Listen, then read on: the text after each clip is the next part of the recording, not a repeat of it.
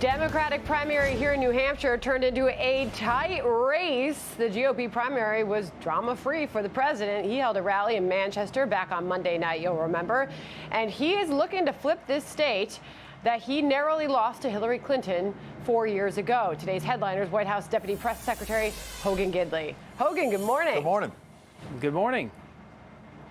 All right, coming to you from New Hampshire this morning. You saw the results last night. I'm sure you watched a lot of the action. What's the reaction of the president this morning to what happened and how it played out? Well, look, he's very excited that he obviously cruised to victory in New Hampshire. He's done so much for the American people at this point. I mean, real results for real Americans. That's what this whole election is going to be about. And while I can't get too much, obviously, into the election season for the Hatch Act, I can tell you that when you heard the president speak directly to the American people at the State of the Union, you heard him outline all he has been able to accomplish for the American people. Their lives are simply better now than they were before he took over in the White House. Obama did not help this economy, did not go a long way to help the American people's future or lives. And you see that in poll after poll. Optimism is at an all-time high because of what this president has been able to accomplish. Whether it's tax cuts, whether it's manufacturing jobs coming back into this country, deals on trade with other nations we never had and never thought possible, rebuilding our military. These are the things the president is focusing on because now he has not just the promises he made, he has the promises he's kept. That's what this is all about. And I'm sure that the American people are going to see a stark difference between what we're offering and what we're selling versus what the Democrats are selling, which, quite frankly, at this point is nothing.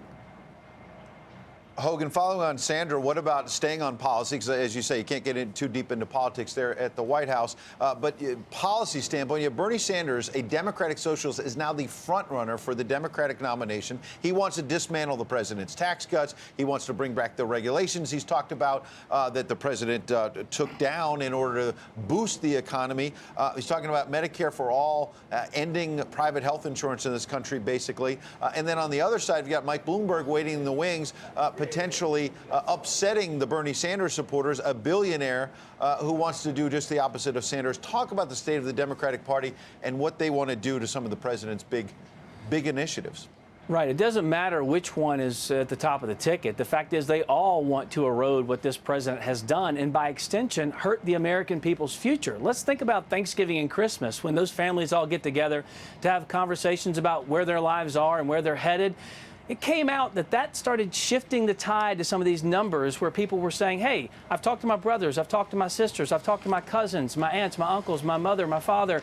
Everyone's life is starting to go on the uptick. It's the economic boom that the great Larry Kudlow talks about, the blue-collar boom, if you will. It's one of the most undertold stories of this administration. We put forth a budget, in fact, that goes to balance in the next 15 years with cuts to unnecessary programs in the federal government. Nancy Pelosi famously said, show me your budget, show me your values. She has no budget, so I guess she has no values. The Democrats refuse to go on record to talk about anything that would help the American people. All they want to do is attack Donald Trump and say the election was unfair in 2016, even though it was free and fair. They don't like the results, so they're continuing down this road of just attacking the president because they sure don't want to sell communism and they sure don't want to sell the American people on the fact that if they buy into their programs and their projects, that their lives will get exorbitantly worse. What would the president's strategy be if Bernie Sanders becomes the nominee and there is a general election matchup against the president? What would President Trump's strategy be against Bernie Sanders? Again, I can't talk too much about strategy as it relates to the campaign. I can just tell you from here at the White House, you saw a lot about what the president will be discussing directly with the American people, as he does in rally after rally and speech after speech, without the filter of the mainstream media. What this president has been able to accomplish in such a short amount of time is historic by any measure. Yep. The Democrats don't want to talk about that. And while I understand it is very difficult to run against somebody who has put policies in place setting our country on historic records for the economy, for the American people.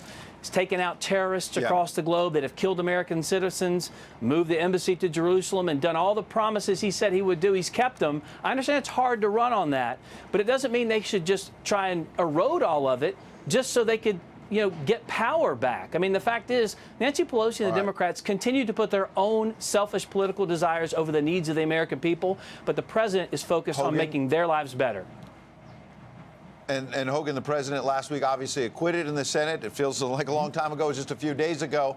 And yet the Democrats this morning talking about a whole new investigation of the president over Roger Stone, the sentencing being reduced now. Chuck Schumer says, quote, the American people must have confidence that justice in this country is dispensed impartially. That confidence cannot be sustained if the president or his political appointees are permitted to interfere in prosecution and sentencing recommendations in order to protect their friends and associates. Hogan, did the president or anyone at the White House pressure the Attorney General or others at the Justice Department to reduce Roger Stone's sentence?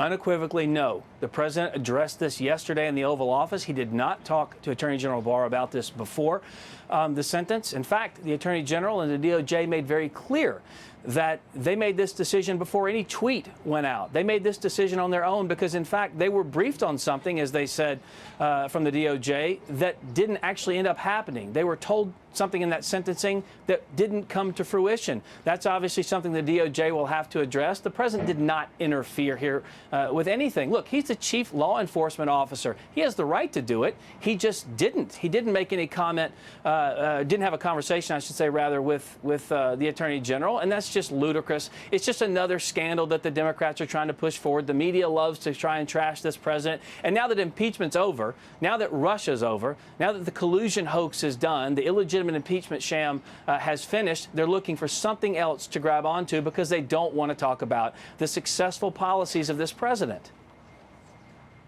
You know, so many of those that were asked in the voter analysis actually responded that impeachment has hurt Democrats so far. Hogan, what does the White House, what does the presidency so far has been the effect on 2020 of that whole impeachment process? Final thoughts.